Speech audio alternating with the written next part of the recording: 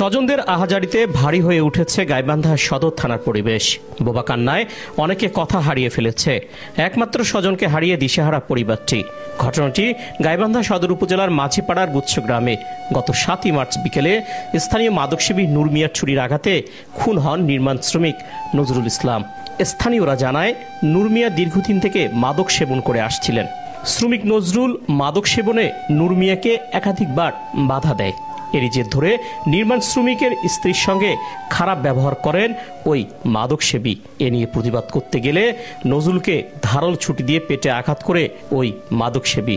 পরে নজরুলকে উদ্ধার করে প্রথমে সদর হাসপাতালে ও পরে রংপুরে একটি বেসরকারি হাসপাতালে চিকিৎসাধীন অবস্থায় মারা যান তিনি। ওই 2 দিন বলে গালপারি গেছে মুখ খারাপ করিয়ে, তাতে আমার স্বামী যা শুনছে, শুনিয়ে বলছে যে সন্ত কেন আমার বউ গালপারিস, অপরাধটা বাতাতে দিয়ে গালপার কয়েকটা থাপড় মারছে।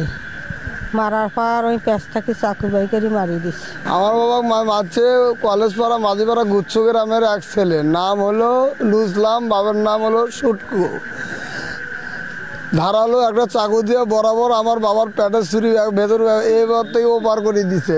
কথা মুখে কি বলবো, যে কোনো মুহূর্তে যে কোনো অবস্থায় তাকে ডাকলে আমরা ওই অবস্থাতে উপস্থিত থাকে, ওই অবস্থায় পাচ্ছি।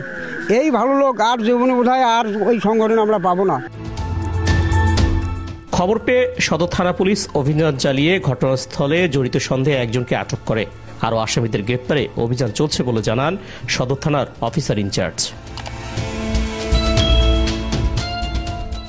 এদিকে দ্রুত আসামিদের গ্রেপ্তার করে ব্যবস্থা নেবে কর্তৃপক্ষ, এমনটি প্রত্যাশা সবার। কায়সাপ লাবন, SATV ডিজিটাল, গাইবান্ধা।